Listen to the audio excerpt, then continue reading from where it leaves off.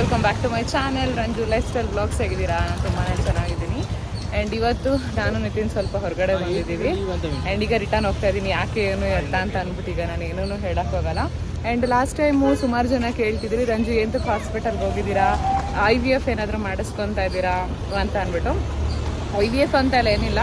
ಈಗ ನನಗೆ ಈ ಥರ ಆಗಿದ್ದಕ್ಕೆ ನನಗೆ ನೆಕ್ಸ್ಟ್ ರೆಡಿ ಆಗಲಿಕ್ಕೆ, ಹುಷಾರಾಗೋಕ್ಕೆ, ರಿಕವರ್ ಆಗೋಕ್ಕೆ ಆ್ಯಂಡ್ ನೆಕ್ಸ್ಟ್ ಪ್ಲ್ಯಾನ್ ಮಾಡಲಿಕ್ಕೆ ಎಲ್ಲದಕ್ಕೂ ನನಗೆ ಡಾಕ್ಟರ್ಸ್ ಬೇಕಲ್ವಾ, ಅದಕ್ಕೋಸ್ಕರ ನಾನು ಹೋಗ್ತಾ ಇರೋದು. ಆ್ಯಂಡ್ ಎಲ್ಲರೂ ಹೇಳಿದಷ್ಟೇ ಡಾಕ್ಟರ್ನ ಚೇಂಜ್ ಮಾಡಿ ಅಥವಾ ಹಾಸ್ಪಿಟಲ್ನ ಚೇಂಜ್ ಮಾಡಿ ಅಂದು. ಆ್ಯಂಡ್ ವಿತ್ ಲಾಸ್ಟ್ ಹೋಪ್ ನಾನು ನಿಮ್ಮೆಲ್ಲರ ಹತ್ರ ಹೇಳ್ದಂಗೆ Cloud9 ನನಗೆ ಲಾಸ್ಟ್ ಹೋಪ್ ಇದ್ದಿದ್ದು. ಸೊ ಹಾಗಾಗಿ ನಾನು Cloud9 ಹಾಸ್ಪಿಟಲ್ಗೆ ತೋರಿಸೋಣ ಅಂತ ಬಂದಿದ್ದು. ಆ್ಯಂಡ್ ಒಳ್ಳೆ ಗೈನಿಕ್ನ, ತುಂಬ ಎಕ್ಸ್ಪೀರಿಯನ್ಸ್ ಇರೋವಂಥ ಗೈನಿಕ್ನೇ ನೋಡಿ ಅಂದರೆ ಲೈಕ್ ತೋರಿಸ್ಬೇಕು ಅಂತ ಡಿಸೈಡ್ ಆಗಿದ್ದೀವಿ. ಆ್ಯಂಡ್ ಅವ್ರ ಹತ್ರನೇ ತೋರಿಸ್ತಾ ಇದ್ದೀವಿ. ಆ್ಯಂಡ್ ಅವ್ರು ಯಾವಾಗೆಲ್ಲ ಕನ್ಸಲ್ಟೇಷನ್ಗೆ ಕರೀತಾರೆ ಅವಾಗೆಲ್ಲ ನಾನು ಬರಬೇಕಾಗುತ್ತೆ. ಅಥವಾ ನನಗೇನಾದರೂ ಪೇಯ್ನ್ ಇದ್ದರೆ ಅಥವಾ ನನಗೆ ಮೆಡಿಸಿನಿಂದ ಅಲರ್ಜೀಸ್ ಈ ಥರ ಎಲ್ಲ ಏನಾದ್ರು ಆಗಿದ್ರೆಲ್ಲ ನಾನು ವಿಸಿಟ್ ಮಾಡ್ತಾ ಇರ್ತೀನಿ. ಲಾಸ್ಟ್ ಟೈಮ್ ಅದಕ್ಕೇ ಮೆಡಿಸಿನ್ಸ್ ಚೇಂಜ್ ಮಾಡಿಸ್ಬೇಕಿತ್ತು. ಸೊ ಹಾಗಾಗಿ ನಾನು ಬಂದಿದ್ದೆ. ಆ್ಯಂಡ್ ಸುಮಾರು ಜನ ಕೇಳ್ತಾಯಿದ್ರಿ, ರಂಜು ಕೆಲಸ ಎಲ್ಲ ಮಾಡಬೇಡಿ, ರೆಸ್ಟ್ ಮಾಡಿ ಅಂತ ಅಂದ್ಬಿಟ್ಟು. ಐ ಡೂ ಅಂಡರ್ಸ್ಟ್ಯಾಂಡ್ ನಿಮ್ಮ ಕನ್ಸರ್ನ. ಬಟ್ ನನಗೆ ತುಂಬ ಹೊತ್ತು ರೆಸ್ಟ್ ಮಾಡೋಕ್ಕೆಲ್ಲ ಆಗಲ್ಲ, ಮಲ್ಗೋಕ್ಕೆ ನಿದ್ರೆ ಬರ್ತಾ ಇಲ್ಲ. ಆ್ಯಂಡ್ ತುಂಬ ಬ್ಯಾಕ್ ಪೈನ್ ಎಲ್ಲ ಆಗ್ತಾ ಇರುತ್ತೆ. ಜಾಸ್ತಿ ಹೊತ್ತು ಮಲ್ಗೋಕ್ಕೂ ಆಗ್ತಾ ಇಲ್ಲ ನನಗೆ, ಆ ಥರ ಬ್ಯಾಕ್ ಪೈನ್ ಮಲ್ಗೋಕ್ಕೆ ಆಗದೆ ಇರೋ ಥರ. ಸೊ ಹಾಗಾಗಿ ಜಸ್ಟ್ ಅಡುಗೆ ಮಾತ್ರ ಮಾಡ್ತಾಯಿದ್ದೀನಿ. ನನ್ನ ಮನೇಲಿ ನನಗೆ ಯಾವ ಕೆಲಸನೇನು ಮಾಡಿಸ್ತಾ ಇಲ್ಲ. ಆ್ಯಂಡ್ ಬಾಣಂತಿದ್ದು ಏನೇನಿದೆ ಅದನ್ನೆಲ್ಲ ಮಾಡಿಸ್ತಾ ಇದ್ದಾರೆ. ಸೊ ಇಷ್ಟು ಅಪ್ಡೇಟ್ ಆಗಿತ್ತು. ಆ್ಯಂಡ್ ಇವತ್ತು ಈವ್ನಿಂಗಿಂದ ವ್ಲಾಗ್ನ ಶುರು ಮಾಡಿದ್ದೀನಿ. ಇವತ್ತು ಇಲ್ಲೇ ಕನಕಪುರ ರೋಡ್ ಹತ್ರ ಬಂದಿದ್ವಿ. ಈಗ ನಾನು ಬೇಬಿ ಅಂದರೆ ನಾನು ನಿತಿನ್ ಈಗ ಮನೆಗೆ ಹೋಗ್ತಾ ಇದ್ದೀವಿ. ಆ್ಯಂಡ್ ಇಲ್ಲಿಂದ ವ್ಲಾಗ್ನ ಕಂಟಿನ್ಯೂ ಮಾಡ್ತೀನಿ. ಏನಿದೆ ದೊಡ್ಡದಿರೋ ಮನೆಗೆ ಹೋಗೋಣ ಅಂದ್ರೆ ಇದೊಂದು ಮಡೆ ಹಿಡ್ಕೊಂಡಿದೆ. ನಮ್ಮ ಅತ್ತೆ ಸ್ಟ್ರಿಕ್ಟಾಗಿ ಏನಾದ್ರು ಹೇಳು, ನೀನೆಂದ್ರೂ ಪರವಾಗಿಲ್ಲ, ಅವಳನ್ನೇ ಅನ್ನಿಸ್ಕೊಡೋಣ ಬೇಕಿತ್ತ ಈ ಥರದ್ದು ಒಳ್ಳೆ ನೀನೇ ತಾನೇ ಕರ್ಕೊಂಡು ನಾನು ಹಾಸ್ಪಿಟಲ್ ವಿಸಿಟಿಗೆ ಕರ್ಕೊಂಡೋಗಿದ್ದೆ. ನಾನೇ ನಿನ್ನ ಬೇಬಿ ನನ್ನ ಕಾಸ್ಮೆಟಿಕ್ಸ್ ತಗೊಳಕ್ಕೆ ಕರ್ಕೊಂಡಿಲ್ಲ. ಅಲ್ಲ ಡ್ಯೂಟಿ ಮಳೆ ಬರ್ತಾ ಇದೆ. ನಮ್ಮ ಕಾರಲ್ಲಿ ನಾನು ಅಂದ್ಕೊಂಡೆ ಕಾರಲ್ಲಿ ಹೋಗೋಣ ಅಂತ, ಬೇಡ ಬಿಡು ಬೈಕಲ್ಲಿ ಹೋಗೋಣ ಅಂತಂದರೆ ಇಷ್ಟು ಮಳೆ. ನೆನ್ನೆ ಆವಿಕಲ್ಲೆಲ್ಲ ಬಿದ್ದಿದೆ, ಇವತ್ತು ಏನು ಬೀಳ್ತಾ ಇಲ್ಲ. ನೆನ್ನೆ ಬಿದ್ದಿತ್ತು ಬೇಬಿ ನಮ್ಮ ಮನೆ ಹತ್ರ ಆವಿಕಲ್ಲು ಬಿದ್ದಿತ್ತ ನೆನ್ನೆ? ಇಲ್ಲಲ್ಲ, ಬೇರೆ ಕಡೆ ಎಲ್ಲ ಬಿದ್ದಿತ್ತು. ನೋಡಿ ಅವಳೆಲ್ಲ ಆರಾಮಾಗಿ ಹೋಗ್ತಾವಳೆ. ನನ್ನನ್ನು ಈಗಿನ ಎದ್ದಿದ್ದೀನಿ. ಎಷ್ಟು ದಿನ ಫ್ಲಿಪ್ಕಾರ್ಟಲ್ಲಿ ತೋರಿಸ್ತಾ ಇದ್ಲು, ಇವಾಗ ಆಲ್ರೆಡಿ ನನ್ನನ್ನೇ ಝೆಪ್ಟೋ ಬ್ಲಿಂಕಿಟ್ ಎಲ್ಲನೂ ಮಾಡ್ಕೊಂಡು ಎದ್ದಿದ ತಕ್ಷಣ ಅಂಗಡಿ ಕಳಿಸ್ತಾವಳೆ. ಅತ್ತಾಗ ಬಾ ಇತ್ತಾಗ ಬಾ ಅಂತ ಸಾಕಾಗ್ತಾಯಿದ್ರು ಇವಳಾದ್ರ. ಮನೇಲಿ ಆಲ್ರೆಡಿ ಬ್ಲಿಂಕಿಟ್ ಡೆಲಿವರಿ ಆಗಿದೆ. ನಾನು ಕಳ್ಸೋದೇನೋ ಕಳಿಸಿದ್ಲು, ಇಲ್ಲಿ ನೋಡಿದ್ರೆ ಅಂಗಡಿಗಳು ಓಪನ್ ಇಲ್ಲ.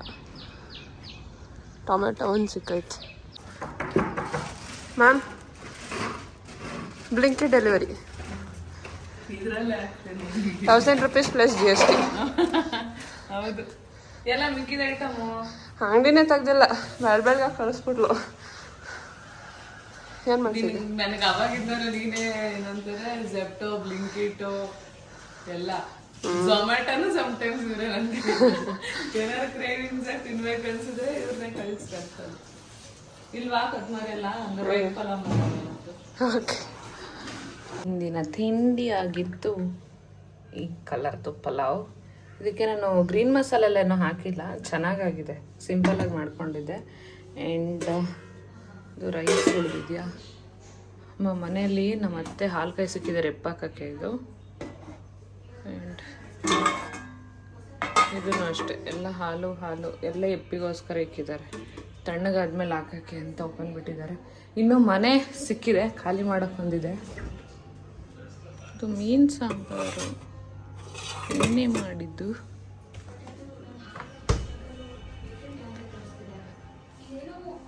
ಈ ಸೀರೀಸ್ ಚೆನ್ನಾಗಿದೆ ಗೈಸ್, ನೋಡಿ ತಮಿಳಲ್ಲಿದೆ. ಆ್ಯಂಡ್ ಇವತ್ತಿನ ಪೂಜೆ ಹೀಗಾಗಿದೆ. ಬೇಡ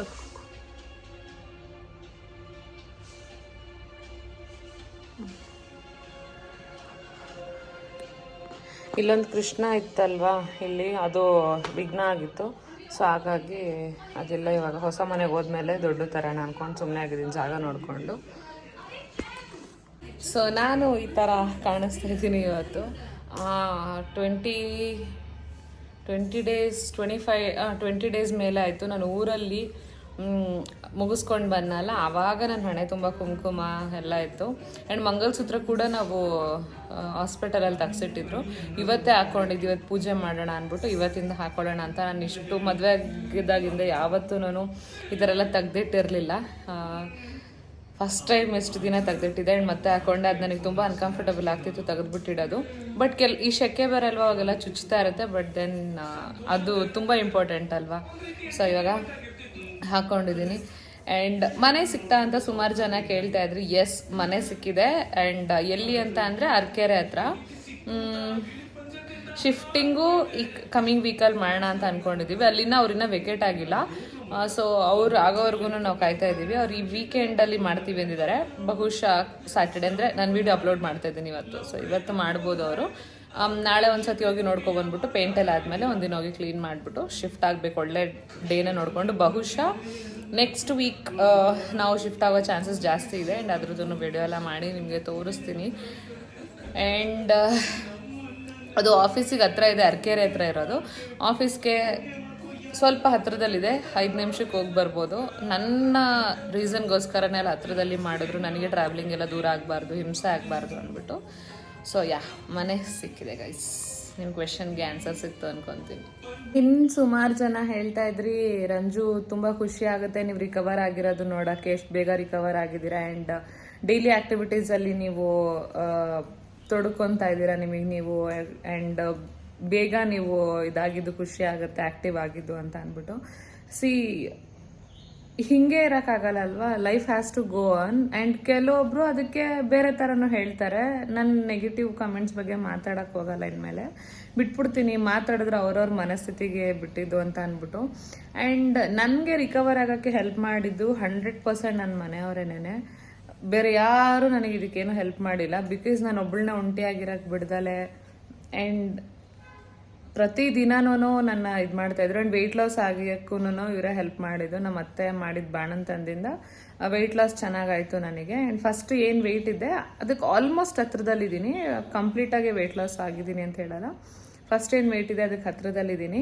ಆ್ಯಂಡ್ ಇಷ್ಟು ಬೇಗ ಹೆಂಗೆ ಸಾಧ್ಯ ಆಯಿತು ನಿಮಗೆ ರಿಕವರ್ ಆಗೋಕ್ಕೆ ಅಂತ ಕೇಳ್ಬೋದು. ಆ್ಯಂಡ್ ಸುಮಾರು ಜನ ನಾನೇನು ಫೇಸ್ ಮಾಡಿದ್ದೀನಿ ಅದು ನೋಡ್ಕೊಂಡು ಬಂದಿದ್ದಾರೆ. ಆ್ಯಂಡ್ ಇದಕ್ಕೆ ಮುಂಚೆನೇ ಹೇಳಿದ್ದೀನಿ, ಅದನ್ನೆಲ್ಲ ನೋಡಿದಾಗಲೇ ನನಗೆ ಸ್ವಲ್ಪ ಧೈರ್ಯ ಜಾಸ್ತಿ ಆಯಿತು ಅಂತ ಅಂದ್ಬಿಟ್ಟು.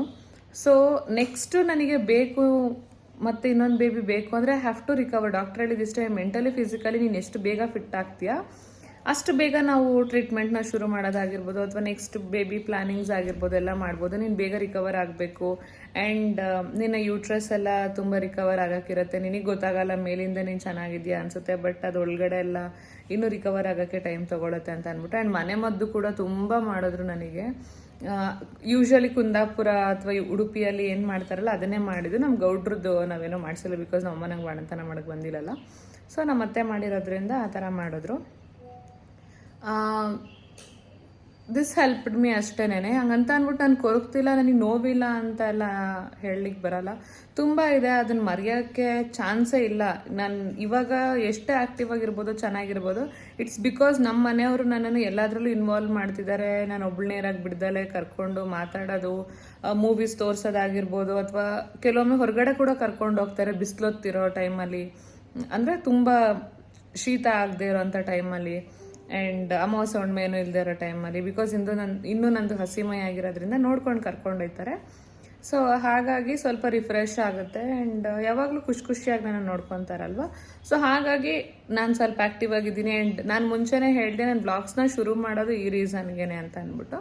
ಸೊ ದಟ್ ನಾನು ನಿಮಗೆ ಹಿಂಗೆ ಕಾಣಿಸ್ತೀನಿ ಅಂತ. ನಾನು ನಿಮಗೆ ಯಾವತ್ತೋ ಒಂದು ದಿವಸ ಅಥವಾ 2 ದಿವಸ ಸ್ವಲ್ಪ ವೀಡಿಯೋಸ್ನ ಅಟ್ಯಾಚ್ ಮಾಡಿ ಒಂದು 20-25 ನಿಮಿಷದ ವಿಡಿಯೋನ ನಿಮಗೆ ತೋರಿಸ್ತೀನಿ. ಮಿಕ್ಕಿದ್ದು 2 ದಿನದಲ್ಲಿ 48 ಅವರ್, ಅದರಲ್ಲಿ 20 ನಿಮಿಷ ನಿಮಗೆ ತೋರಿಸ್ತೀನಿ ಅಂತಂದರೆ ಇನ್ನೂ 47 ಗಂಟೆ 40 ನಿಮಿಷ ನಾನೇನು ಅನ್ನೋದು ನನಗೆ ಗೊತ್ತಿರುತ್ತೆ. ಆ್ಯಂಡ್ ನನ್ನ ನೋವೇನಾಗಿರ್ಬೋದು, ನನಗೆ ಯಾವಾಗ ಅಳ್ಬೇಕು ಅನಿಸುತ್ತೆ ಅವಾಗ ಹತ್ಬಿಡ್ತೀನಿ ಜೋರಾಗೆ.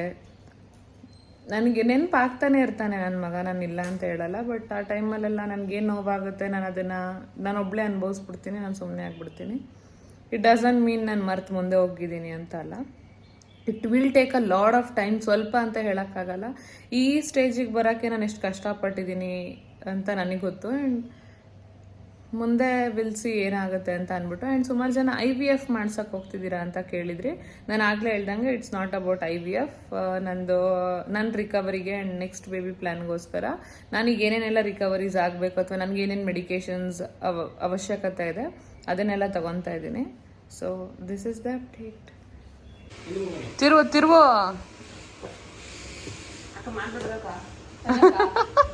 ಮಾಡೆ.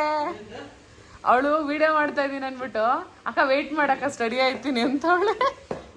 ಆ 3 ಜನಕ್ಕೆ ಮುದ್ದೆ ಮಾಡೋಕ್ಕೆ 10 ಜನಕ್ಕೆ ಮಾಡೋಕೆ ತಪ್ಪಲೆ ತಿಡ್ಕೊಂಡವಳು ನನ್ನ ತಂಗಿ. ಅದಕ್ಕೆ ನಿಂಗೆ ಸಿಗ್ತಾ ಇಲ್ಲ ಅನ್ಸುತ್ತದಲ್ವಾ? ನನ್ನ ಮಗ ಈಗ ಬಂದು ಕೂತಿರೋದು ನೋಡಿ. ಎಷ್ಟು ತರಕಾರಿ ತಂದವನು. ಇವತ್ತೆಲ್ಲ ಸೆಗ್ರಿಗೇಟ್ ಮಾಡ್ತಾ ಇದ್ದೀನಿ ಮನೆಯೆಲ್ಲ ಅಂಡ್ಕೊಂಡು. ನಂದು ಊಟ ಆಯಿತು, ಇವ್ರದ್ದು ಊಟ ಆಗಲಿಲ್ಲ, ಮುದ್ದೆಗೋಸ್ಕರ ಅಡ್ಡ ಬಿದ್ದವ್ರೆ. ಅವರಲ್ಲಿ ಮಸಾಜ್ ಮಾಡ್ತಾವ್ರೆ. ತಗೋಣ ಆ ಕಡೆ. ಏಯ್ ಬೈಲಿ ಎತ್ತಿಕ್ ಬೈದ್ನ ಬ್ಯಾಗ. ಅಣ್ಣ ಅಣ್ಣ ಮಾಡ್ತೀನಿ. ನನ್ನ ಬ್ಯಾಗ್ ನಾನು ಬಂದಿದ ತಕ್ಷಣ ಯಾರ ಹತ್ರನ ಹೇಳಿಸ್ಕೊಳ್ಳಲ್ಲ. ನಂಗೆ ಡೀಸೆನ್ಸಿ ಏನಂತ ಗೊತ್ತು. ಮನೆ ಹೆಂಗೆ ಅಚ್ಚುಕಟ್ಟಾಗಿ ಇಕ್ಕಬೇಕಂತ ನಂಗೆ ಗೊತ್ತು. ನಾನು ಎತ್ತಿಕೊಂತೀನಿ. ನಾನು ಐಟಮ್ನ ನಿಮ್ಗೆ ಎತ್ಕೊಬನ್ನಿ ಅಂತ ಹೇಳ್ತಿದ್ದೆ. ನಾನು ಯಾವತ್ತೂ ಅಲ್ಲಿಲ್ಲೇ ಬಿಡ್ತಾ ಇರಲ್ಲ. ಐಟಮ್ನೆಲ್ಲ ಫ್ರಿಜ್ ಇಕ್ಕಿಸ್ಬಿಟ್ಟು ಬ್ಯಾಗ್ ಯಾವ ಜಾಗಕ್ಕೆ ಹೋಗ್ಬೇಕು ಆ ಜಾಗಕ್ಕೆ ಹೋಗೋದು. ಏನು ಹೇಳ್ತಾನೆ ನೋಡಿ ಇವನು. ಅಕ್ಕ ನಿನ್ ಬ್ಯಾಗ್ ನಾನು ಎತ್ತಿಟ್ಟಿದ್ದು. ಲೈ ಯಾವ ಬಾಯಲ್ಲಿ ಮಾತಾಡ್ತೀವಿ? ಸ್ವಾಮಿ ಸತ್ತಲ್ಲ ನಾನು ಕಣ್ ಎತ್ತಿಟ್ಟಿದ್ದು ಬ್ಯಾಗ್ ಅಂತ ನಾನು ಹೇಳಿದ್ದು. ಬೇಬಿ ಏನ್ ಬೇಬಿ ಇವ್ರಿಬ್ರು ನನ್ನ ಮೇಲೆ ಈ ರೇಂಜಿಗೆ ತಿರುಗಿ ಬೀಳ್ದವ್ರೆ ಈಗಲೇ. ಇವ್ನು ಹೆಂಗಂತ ನೋಡ್ಬೇಬಿ ನನಗೇನೆ. ಹೆಂಗನ್ಬಿಟ್ಟ ನೋಡ್ಬೇಬಿ ಇವ್ನು ನನಗೇನೆ. ನೋಡ್ದಾ?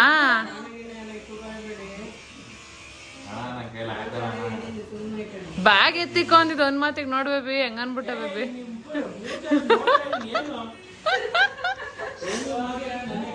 ಮರ್ಯಾದಿನೇ ಇಲ್ಲ ಬೇಬಿ ಅಕ್ಕ ಅಂತ.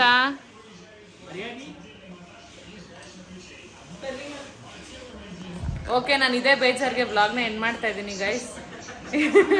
ನಂಗೆ ತುಂಬ ಬೇಜಾರಾಗೈತಿ ಇವ್ರಿಗೆ ಅಂತ ಅಂದಿದ್ದು.